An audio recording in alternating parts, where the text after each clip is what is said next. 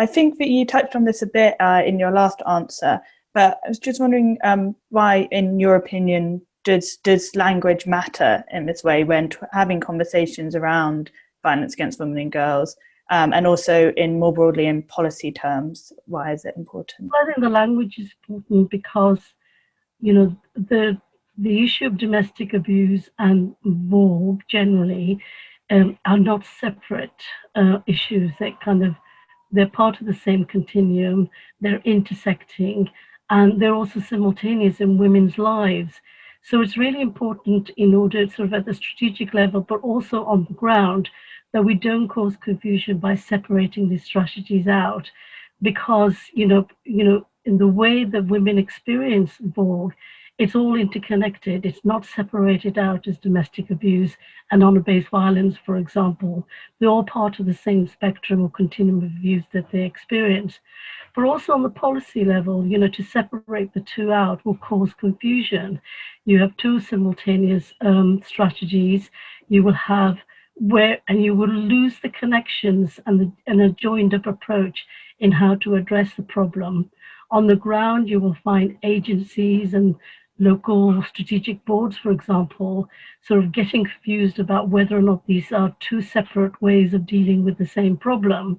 And therefore, they would be, for example, local authorities might decide, okay, so particularly with the recession and cuts services that are taking place, they may not commission services which are holistic or which are looks at at VAWG as a whole, as opposed to because of lack of resources, and they might decide to really focus on one particular issue.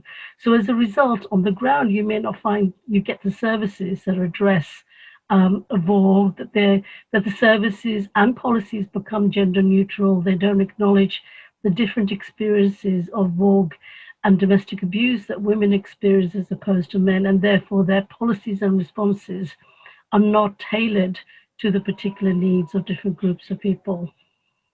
Thanks. And again, I think you have also briefly touched on this, but against the backdrop of the domestic abuse bill, which is going through House of Lords at the moment, and the corresponding strategy, how does the use of words and the choice of language around this actually impact the lives of women, and in particular Black and minoritized women? Well, the domestic abuse bill should actually be a VAWG bill, because it will then recognize all different forms of violence that women experience. For Black and minority women, I think there is no difference in their lives from domestic abuse or honor-based violence, because honor-based violence is about the motive behind domestic abuse, the motive behind a form of abuse that minority women experience.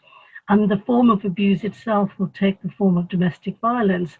So it doesn't really make sense, for Black and minority women, have their lives, their needs ignored and services tailored to their needs. If you separate, say, domestic abuse from honor-based violence, or other forms of abuse that minority women experience and harmful practices they experience. So it's really important that we don't confuse matters, that, it's taken us, about 10 years or longer for local authorities to develop strategies on VAWG, because before that you only had strategies on domestic abuse and maybe on other issues.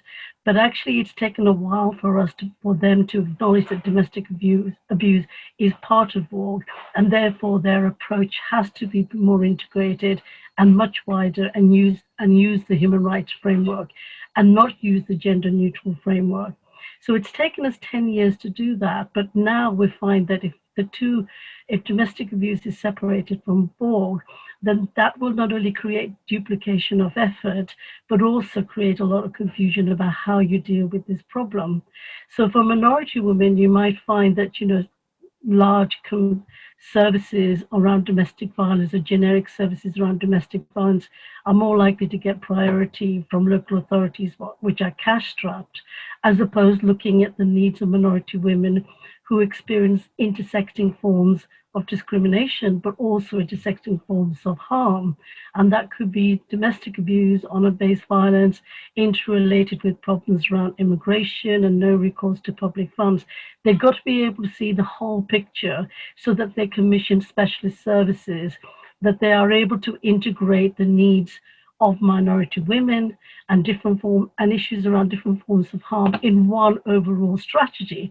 At the moment, we're not saying that you can't have separate strategies around domestic abuse or honor-based violence, but they all need to be incorporated in one overall framework. Prevents the silence approach that we've had before, prevents the confusion, it prevents the gender neutral approach. We've got to be able to meet the needs of different groups of people, but we need to be able to also acknowledge that these problems are not gender neutral, that they have to be focused around women and women's needs, and that there are special needs within those categories.